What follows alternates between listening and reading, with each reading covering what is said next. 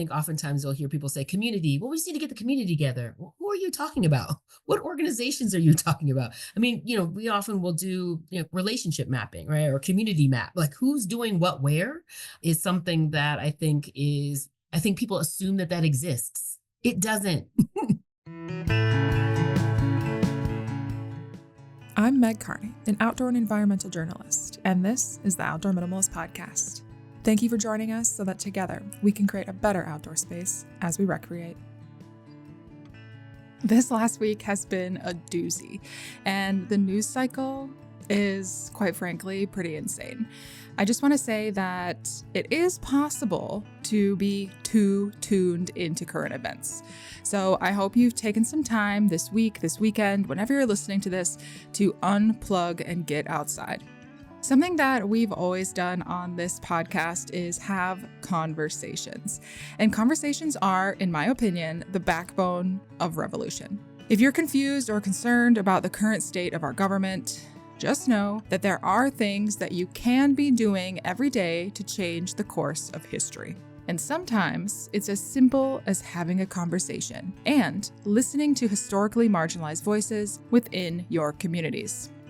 In episode 166 of the Outdoor Minimalist podcast, we are discussing outdoor equity and climate justice. We'll learn how we can push for policies that help everyone, regardless of their background or circumstance, to have access to the benefits of outdoor spaces. Our guests also shed light on the barriers communities face in accessing the outdoors, the policy gaps we need to bridge, and the ways local governments, schools, and nonprofits can collaborate to create lasting change. This is also the first time that I've had the pleasure of hosting 3 guests at one time. So today, you'll get to hear from Taishya Adams, Ángel Peña, and Gabaccia Moreno. Taishya is a servant leader focused on collective liberation and stewardship through community building, personal transformation, and systems change. After 30-plus years at the intersections of education, health, workforce, science, and environment, Taishya founded the Mukuyu Collective to transform systems through policy, program, and play. Taishya is also an elected official serving as a council member for Boulder City Council. She also serves on the board of Black in Marine Science. Previously, she served as a commissioner to Colorado Parks and Wildlife, the NOAA National Marine Sanctuary Business Advisory Council, and on the Colorado Natural Areas Council. Ángel Peña was born and raised in the Rio Bravo Valley. He is a first-generation Mexican-American and father of 3. Ángel has had the opportunity to support and lead strong, effective teams and ultimately secure protections totaling millions of acres across the American Southwest. A founding member of the Next 100 Coalition, and now the executive director of the Nuestra Tierra Conservation Project, he is in the business of people empowerment, working to empower the people to have true, authentic, and deep-rooted ties to the land. And finally, Gabaccia Moreno is a first-generation multimedia storyteller, consultant, and passionate outdoor advocate. Growing up, visiting the Maya Forest gave her an appreciation for the land and its wildlife at an early age. Today, she serves as the executive director of the Outdoorist Oath, an organization that creates educational tools and equips people ally planet, inclusion, and adventure. Gabaccia has also served as National Monuments Fellow for Nuestra Tierra Conservation Project, participating in campaigns seeking to make the outdoors more equitable while protecting our shared ecosystems. Other media credits include guest hosting and producing the She Explores and Dirtbag Diaries podcasts, and contributions to backpacker.com. In her free time, you'll find her outside, probably fishing, hunting, hiking, or backpacking. Thanks for joining me, everyone, on the Outdoor Minimalist podcast today. I think this is the first time that I've had 3 people in an interview. I've had a lot of 2-person interviews, but 3 people, this will be fun. So before we jump into the conversation, I'm going to have you each introduce yourself. You can introduce your role and just general information that the listener might want to know. I'll kick us off. My name is Ángel Peña. I'm first the father of three crazy kiddos, and then the privileged executive director of the Nuestra Tierra Conservation Project, where the team and I wake up every day to ensure that deliberately historically excluded communities not only have access to the outdoors, but have access to the public lands and water management process. And I'm a damn proud founding member of the Outdoor Future Initiative. Hello, everybody. My name is Taishya Adams, and I am also a core founding member of the Outdoor Futures Initiative. I am also a former commissioner for Colorado Parks and Wildlife and currently serving on Boulder City Council. And then I run my own organization called the Mukuyu Collective, where we balance people, planet, and people through policy and play. Excited for our conversation today. Hi, Megan. I'm Gabaccia Moreno, pronouns she, her. I have also been a member of the Outdoor Future Initiative from the core founding and currently play different roles in the outdoor conservation space. The majority of my time is spent as the executive director of an organization called the Outdoors Oath, where I help people take action for planet, inclusion, and adventure. Amazing. You all Keeping have... it short today. You all have amazing experience and backgrounds, and I'm excited to learn more about that and also the creation of Outdoor Future. So I think that's where we'll start, is just talking about what inspired you to collaborate on this project and focus on outdoor equity. Awesome. I'll take a stab at Ms. Taishya, Ms. Gabaccia. Please cut me off and jump in for sure. Yes, Megan, thank you for this time and the opportunity to share a little bit more about the Outdoor Future Initiative. This journey literally started on the back of a napkin, an idea forged from a group of people with lived and earned experiences and a desire to give back to our community. When we came together to create the first of its kind Outdoor Equity Fund here in the state of New Mexico, it was because we had spent the last several years serving youth in southern New Mexico, taking them on hikes, fishing, camping, and yes, even hunting trips. But not just youth. It was the youth of our community that we knew would benefit the most from an immersive, culturally conscious outdoor experience. We worked with youth impacted by the criminal justice system, youth with little resources within their own families, and youth whose perspectives we could shift. It was as much joy for us as it was for them to share these experiences together. But we knew we could do more. We knew we had to do more. We knew we could expand these experiences across the country.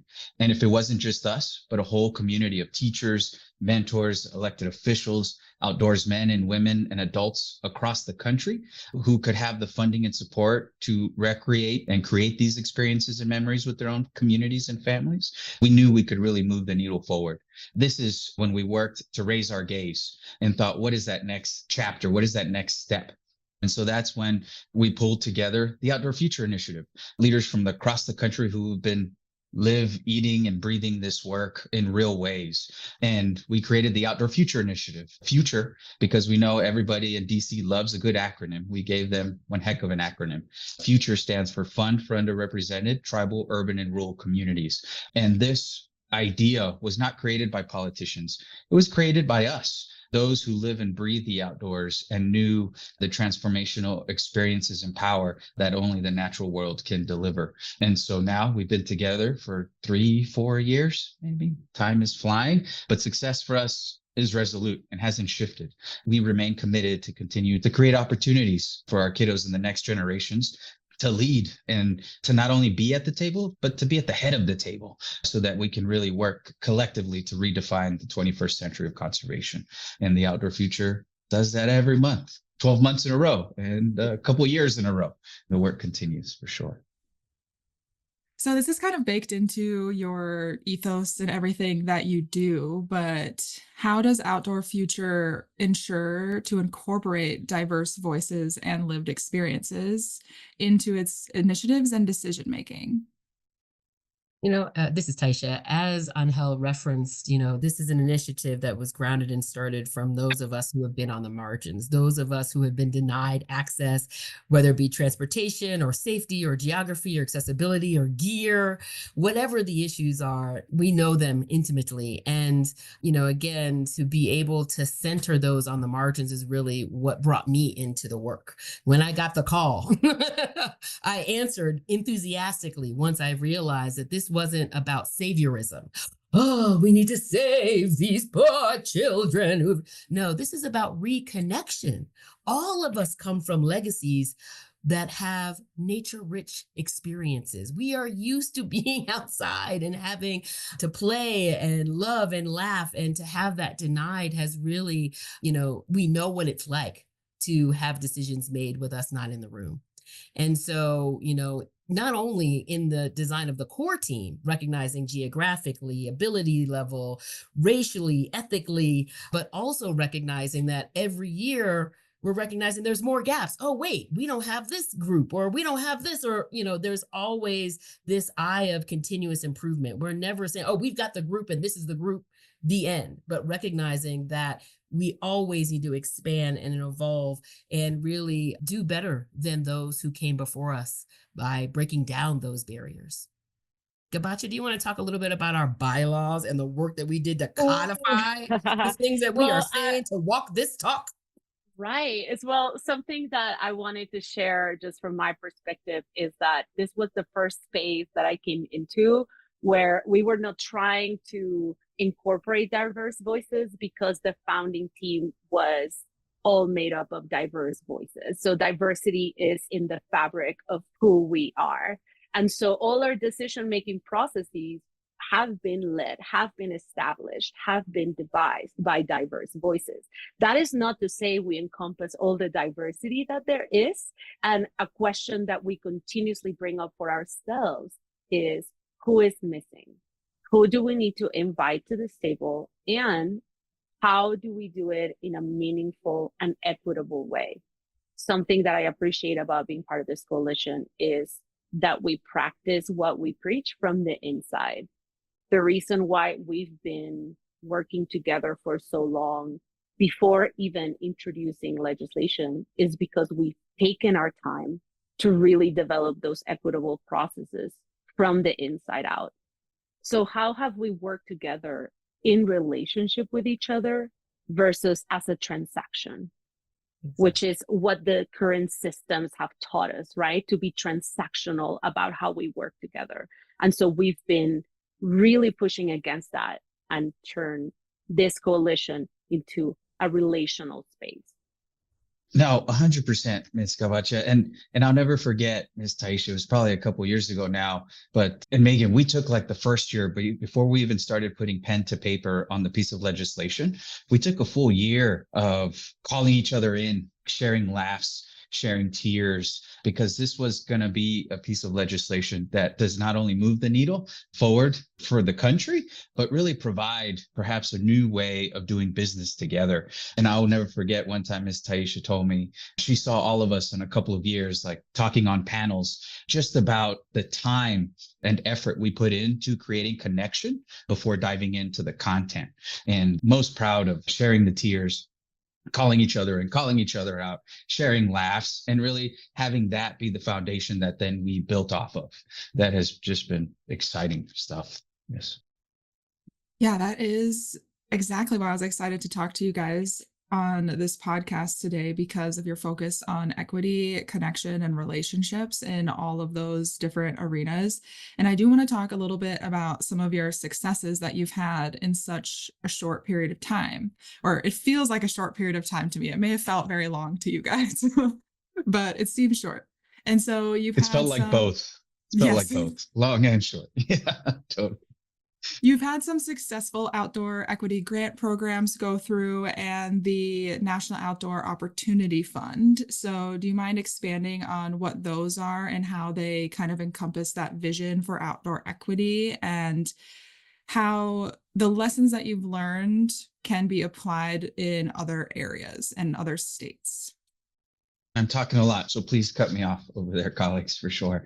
This idea was born in the state of New Mexico. California followed in suit, Colorado, Nevada, North Carolina. A number of other states have taken the model that was built here in the state of New Mexico. The Outdoor Future Initiative, we quickly learned that a vision without resources is little more than a hallucination.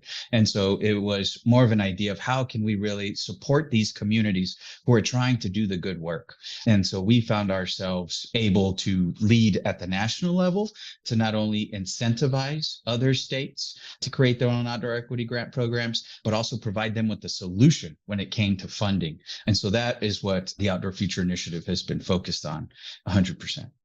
I would add on how, it's so interesting because we started in 2020, this effort, right?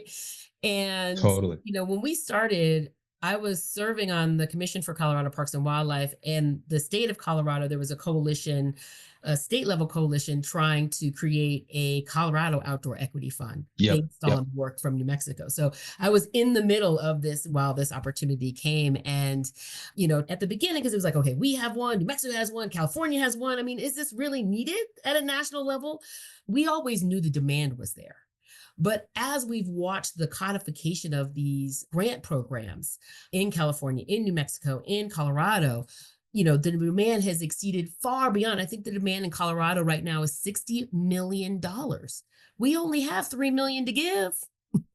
Right. And so again, it's not about supplanting what states are already doing, but really supporting what states are already doing and recognizing some states aren't in a position or place where they're going to be able to put something together immediately. And so what can be done to support that work, but just to see the increased demands that are just 56% in Washington state for their No Child Left Inside grant program gets 56% more requests than they have resources. So if anything, as the time has moved on, not only has it given us time to get to know each other and just all of the different identities. I think when people say BIPOC or people of color or people in the margins, right, there's this assumption of similarity, right? But there's a lot of diversity within that diversity. And so again, having that time relationally, but also seeing as the years have gone on, the increased demand and need, not just from the benefits that we already know about the physical and the mental health,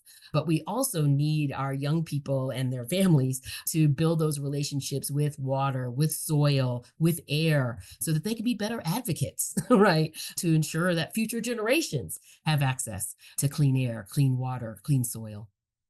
Yeah, I also want to add to what Taishya was saying. The numbers are outstanding. Colorado can only fund 11% of the programs that apply for the funding. And California has most recently paused their program. So, for us, the case is we need to secure this at the federal level because the state level is continuously changing. And we need to find a way to support that in sustainable form. Right? Because now you have this wave of funding that came to programs that have historically had very little access to this opportunity. And so you have all these programs starting to see the opportunity for growth. And then what happens when your state pauses the funding? Right? Indefinitely. California just did that a couple. Indefinitely is what it said. Yeah. Indefinitely. And so for us, this is more solar power for what we're doing, right? Like we are on a path to helping all the states become more sustainable in their investments towards outdoor equity programs. Yeah, the funding is such a big piece and very surprising about California. I didn't know that information. But if we kind of move forward in talking about the policies that you have helped influence and implement over this time, and then looking into the future, the ones that you're maybe targeting for 2025 or even further ahead than that, because sometimes it takes more than just 1 year to implement a policy. So are there specific federal or even state policies that you have helped implement, tackle, and how are you looking to expand upon them? Yeah, I think just this year, and I might not have the right number, but 27 states across the country attempted or did introduce their own outdoor opportunity grant programs. That majority of them did not move forward. But success for us is to continue to remain focused at the federal level, because it always comes down to funding, like you were calling out, Ms. Megan. And if there was a bucket of funding that could really help not only incentivize, but really help get boots to the ground, get rubber to the road, get these kids gear, help provide resources so that their states can continue to move in that forward direction. That's what we're very excited to do. A number of us on the Outdoor Future team are part of the Youth Outdoor Policy Playbook, the YOP program. They have an acronym. I will say, I hope they're listening. Not as cool as our acronym, but still doing amazing work for sure. And the YOP has been working with state legislators across the country who are really excited and see the vision here to not only showcase success, but really keep our gaze raised. Honestly, I think, the dream was that we could continue to strengthen and build the work that's happening at the state level to further build momentum for the federal work. But what we're actually seeing is, how do we support those states that have grant programs to keep them?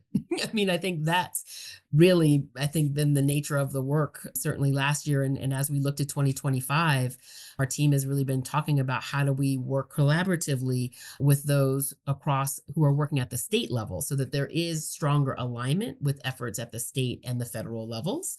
But right now we are certainly on defense mode, trying to keep the resources that have been allocated in certain state and to keep the momentum going in states where, as Angel mentioned, you put a bill in, but it doesn't pass, you keep going. That's just how it is, right? I think that's the other piece of this work for at least myself, coming into federal legislative efforts, recognizing that it really is a multi-year effort. As you know, the Explore Act just passed.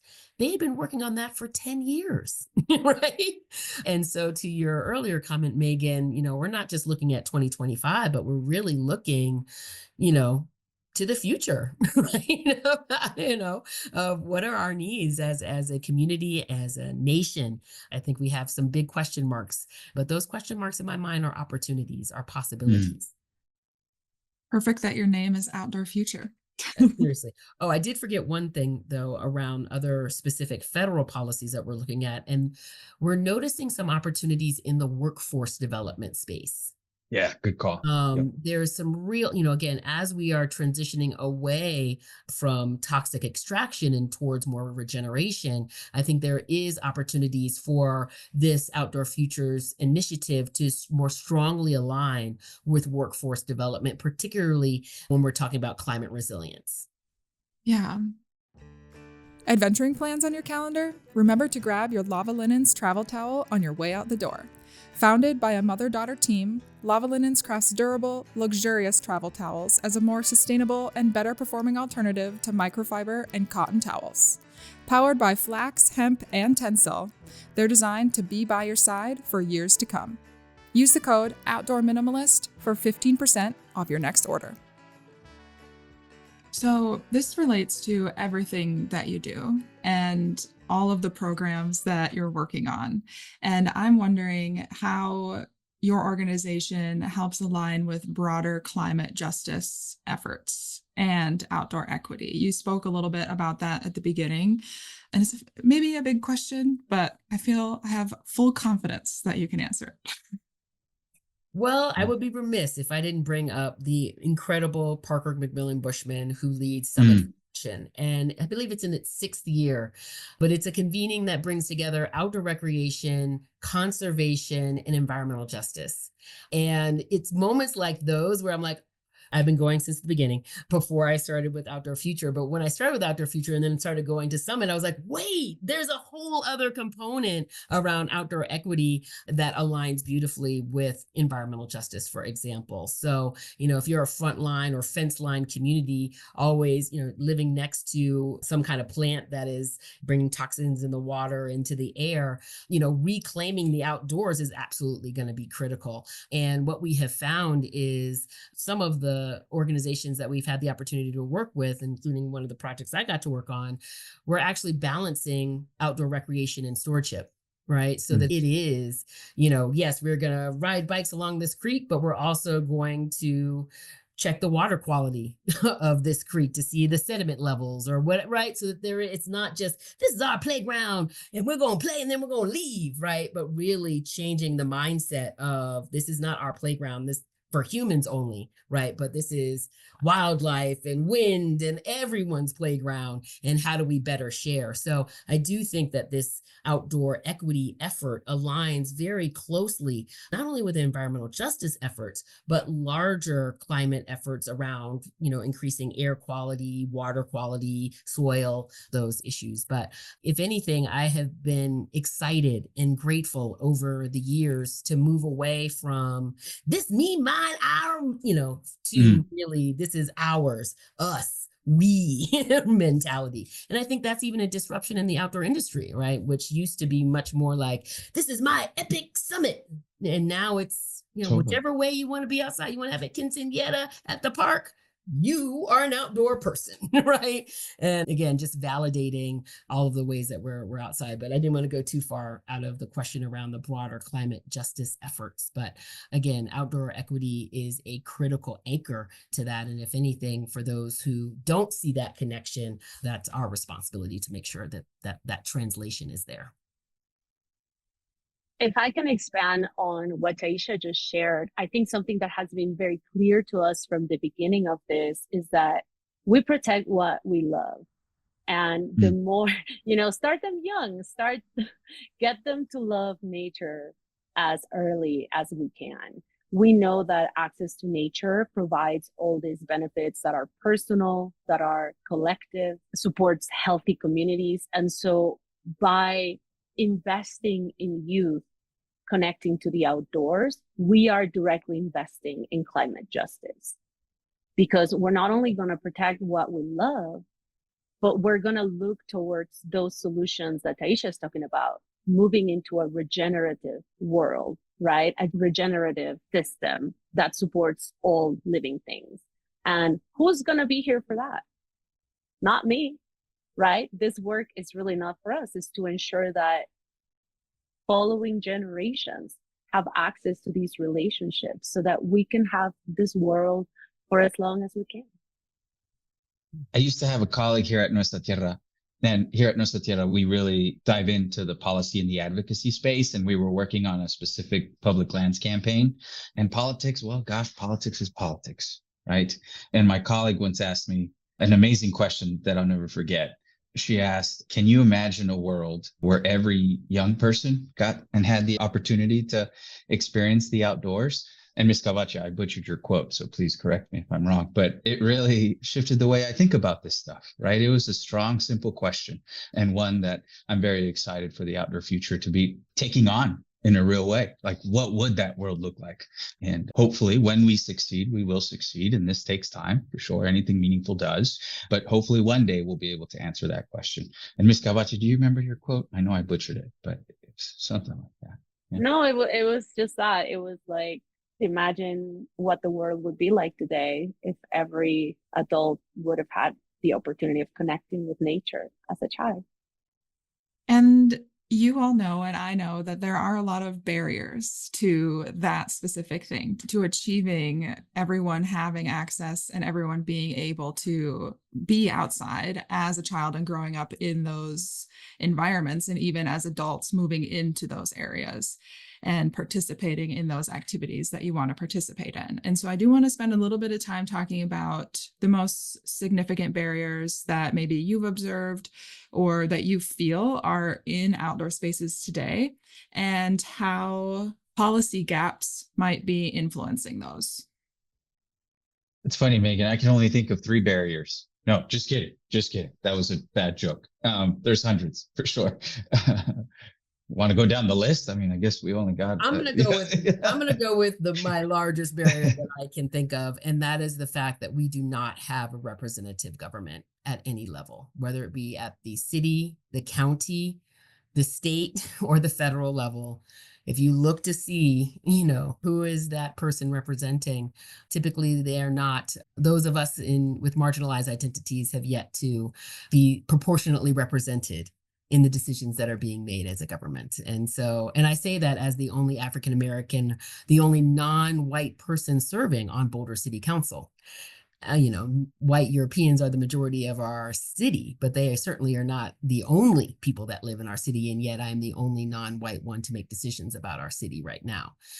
this is chronic across every governmental level. And so, I say if you've got a bunch of lawyers, making decisions on a variety of different topics, but you don't have the farmer and the teacher and the da da da da da da da da, then you're going to have mono policy approaches.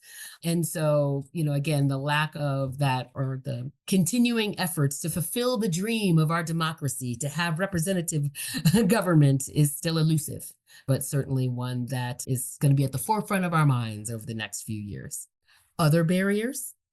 Just representation. Gonna keep going on that one. I mean, even on the trails, right? Or hiking, camping, and fishing. You don't usually see folks that look like you. And then so that's just uninviting. Can you imagine walking into a Halloween costume party, but you're the only one who showed up in a costume? It's like, oh man, you don't feel like you're in the right place.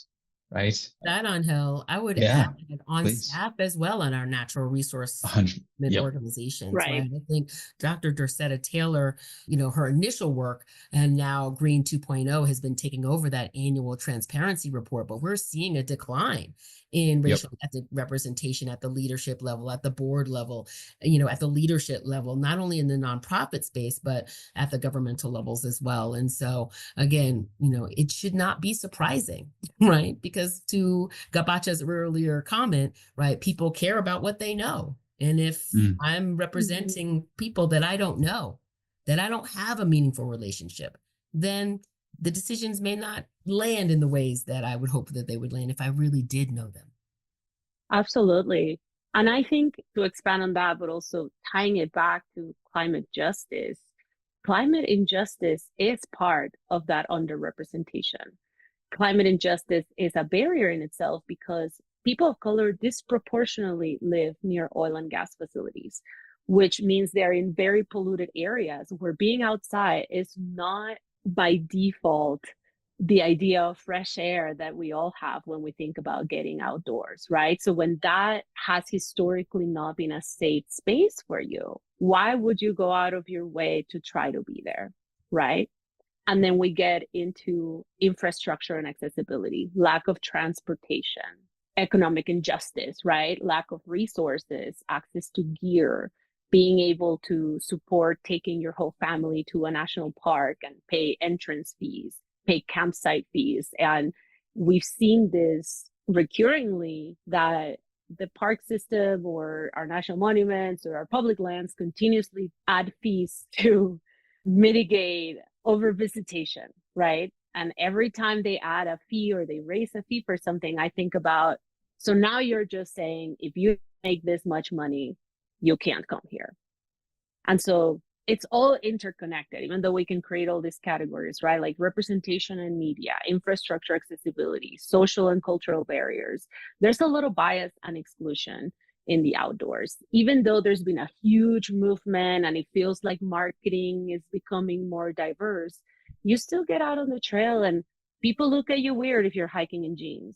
I'm like, I actually have hiking pants, but today I wanted to wear my darn jeans. What is wrong with that? My ancestors walked these trails barefoot or in huaraches. It is not right, but I'm going to get the stares because that's just not what is expected or where you're supposed to be. Back up to the Halloween party, right? When you're not dressed appropriately. So there's that bias and exclusion. And it's not that people are doing it to be mean. It's just because that's what they're taught. And so we need a huge narrative cultural shift there. There's also a history of segregation where public lands were not accessible to Black and other people of color and indigenous displacement from their own lands. And so again, with these histories, how are we going to feel welcome in the spaces where our recent ancestors were not welcome, right? Where we were taught that these places are not for us. I'll even add here, when I was on the commission for Colorado Parks and Wildlife, we have a thing called wildlife officers. Well, they used to be called game wardens, but they still sometimes refer to each other as game wardens because, that term in their community is a really positive one. But when I heard the term game warden, I go to prisons, and I think, oh, disproportionately impacted communities are in prisons right now. And that's not a positive turn. And so we had to really work hard to say, hey, that's not a term that we use anymore. And here's why. Here's how that one word can mean two very different things to communities, both of whom are a part of our community. And so, again, to Gabaccia's point, it's not just changing a policy, but it's also recognizing that the culture needs to change as well.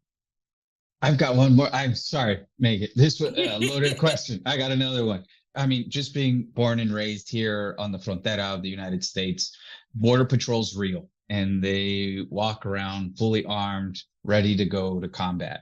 One thing I learned in the last couple of years, specifically to Hispano communities, Indio Hispano communities, is just how uninviting these park rangers are when families try to go camping or hunting or fishing. The park rangers wear the same colors as Border Patrol. They walk around just as armed as Border Patrol. And that in itself is very uninviting because it's triggering, to Ms. Taishya's point. The words, the look, it's a big question that deserves asking nonstop, continuously. And even when we are successful in getting the Outdoor Future Initiative passed, it's like on to the next thing, right? Because that's not going to fix everything. It's going to help us put a strong step forward, but there's tons of work that will need to be done. Absolutely. Yeah, thank you for those specific examples. I think sometimes with a question like that, it can be hard for someone on the outside or someone listening to kind of like conceptualize how this actually is happening and occurring in different communities. So I love those examples. And I know that there's so many other ones and we could talk about it forever, but we'll kind of try to keep the conversation going. And I want to know exactly how can we combat that then? How can we break down barriers and biases and start more conversations and hopefully help others implement these in their own communities? We got to listen. We got to do a lot of listening and sitting with discomfort. And I think that in our egocentric culture, we're not really invited to do that. So I think in my work, we talk a lot about unlearning, which means recognizing that you've been believing myths about other people, right? About how the world works, about what is good for you and others. And so how do we create that culture, that community courage that allows us to listen to each other intently and sit with discomfort in the unlearning process? And I think you have posed a question, which maybe you were going to bring up later, but you said, how can local government, schools, and nonprofits work together? And my answer was, we have to work together. We have to work together. That's how it starts. And it's messy. And just how we started this coalition, there's going to be tears. There's going to be laughter. There's going to be a lot of personal stake in this work, right? Because for a lot of us, this is emotional work. This is emotional labor. It's not just policy for the sake of policy. Yeah, I would also add there, who are we talking about? Like clarifying. I think oftentimes you'll hear people say community. Well, we just need to get the community together. Well, who are you talking about? What organizations are you talking about? I mean, we often will do, relationship mapping, right? Or community map. Like who's doing what where is something that I think people assume that exists. It doesn't. In Colorado, I think we have been trying to get a study about that very thing on, what types of outdoor recreation offering and opportunities are available for youth for years now. We're getting closer. But again, I think it's really important to have an awareness of who's doing what and starting to build those relationships. And when we even say local government, right? I am in Boulder County, which has several cities within it. And so, even unpacking the term local government and finding out, each of our cities have different, offerings for youth engagement. Our county has offerings for youth engagement, right? But really getting a handle on who is actually participating and who gets to lead as well, right? Because I think another differentiator in the work that we're trying to do with this initiative is making sure that, again, we are disrupting the saviorist or paternal mentality, right? Other people outside of the community have to come in and teach and train all these people who don't know. We have this expertise in our community. We have leaders in our community. How do we make sure that they are actually implementing it, whether it be in the government, in the school, or at a nonprofit? And just government these days is almost a trigger word for me. And this work must continue to move forward, even when it's inconvenient. We must stay resolute in our mission. We must not panic. And we must remind ourselves and remember what the big picture is here. And this is really to move the next generation forward. And so perhaps the politics might not be convenient or ready, but the work should not steer any different direction. We should stay strong and forward facing 100%. Ms. Taishya, I yes, just have please. to jump in here because you Please, remind please. me of the intergenerational continuum that we are on. Dude, In 1876? I'm sorry if I got the number wrong or the date wrong, but I am specifically referring to the first Civil Rights Act. So when you say Civil Rights Act, people tend to go to 1964. No, we had one during Reconstruction in the United States. And there was actually a policy that said that people, regardless of race, had access to, what do they call it? Public pleasures or public accommodation. And I was just like, wait a minute. So we had rules where we could go outside in the park as African Americans. And then less than 4 years, all of that Reconstruction effort is over.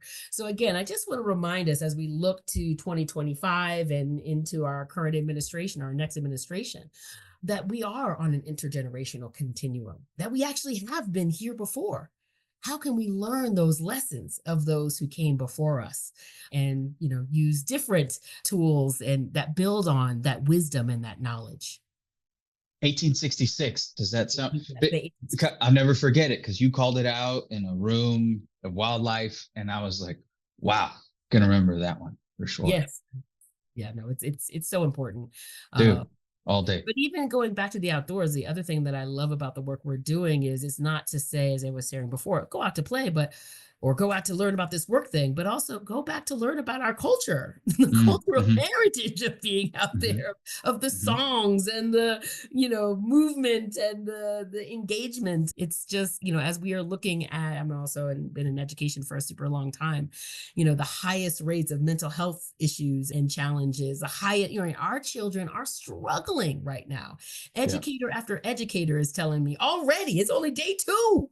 And they're like, hey, our kids need to be outside. Something is going on in this generation in particular. And there is a heightened need for them to get outside and their educators. And it's not about those 14ers, right? Like it's about the song. It's about the campfire. It's about the sharing of stories, the making of memories, the food. That's, that's being outdoors 100%. Gabaccia, were you going to add something? I was just going to say there for the grilled burgers. Yeah, food is always a big thing for me outside, for sure. Man, it's so great to listen to you guys talk about all this. And I want to know, if you look to the future then, the next 5 to 10 years of outdoor future, what does success look like to you? And if you could envision what would be ideal and achievable. So I don't want to get too crazy here. Curious. For me, success for the outdoor future is for us to continue to stick together, to support one another, to continue to feel confident enough to ask those hard questions. Yes, we had a good couple of years where there was space nationally for us to lean into discomfort. What I don't want us to do is steer away from that. To steer away from that trust. If anything, right now, let's lean into that trust. Let's lean into that foundation that we have created to keep elevating and amplifying local communities who are doing the good work. Let's keep doing that. Let's keep making sure that we're able to codify and support states that have created their own outdoor equity funds. We started in a very nuanced time. I'll pick that word, nuanced. So we've been here before, So for us, it's like, hey, all right, let's keep going. Let's not panic. We've been here before. We were founded right in this space. Let's keep moving forward. And in 10 years, I'm very excited to be in Washington, D.C. with my colleagues here at the Outdoor Future Initiative, to be at the signing into law, the Outdoor Future Initiative. And then after that, well, we ask the next big question together, right? And then we'll get that question answered. And then we'll ask the next big question together. For me, conservation since its inception has been racist, inequitable, and inaccessible by the majority of America. And so that's been a couple of hundred years. And so it's going to take a couple of hundred years to fix it, I think. But I'm very excited about what the next 5-10 years holds for us as leaders in this space and as just real folks with that real lived and earned experience. I love that. Well, obviously introduction is absolutely key, but not only, and this is the lesson now that I'm into policy stuff, because not enough to going back to MLK. It's not enough to change the policy. You got to change the culture. And then I would add, make sure that policy is sufficiently resourced into and anchored in and has a funding stream that's dedicated. And right, like this is what success looks like for me now. I used to think, oh, we're just going to introduce it. Oh, no. Now I got to make sure it's sufficiently resourced. We got to make sure the board is representative of the people's similar to our core group. And again, just making sure that it's implemented with fidelity. That is success to me, that it's passed and implemented with fidelity. I think another success indicator when I look at 10 years from now is additional leadership by younger folks, the next generation in leadership of this work. Right. I think that's another thing I'm challenged by in the work that we're doing, not just in outdoor recreation and conservation, but just in general, not enough opportunities for young people to lead. I was told as a young person, oh, you're young, we've been waiting for you. You have so much energy and da da da da. We can't wait. But then, people were gatekeeping and, couldn't get anywhere. And so, now that I'm 50 years old, I am very eager to open the door and make sure that the next generation is by our side, making decisions with us. Again, doing better than those that came before us.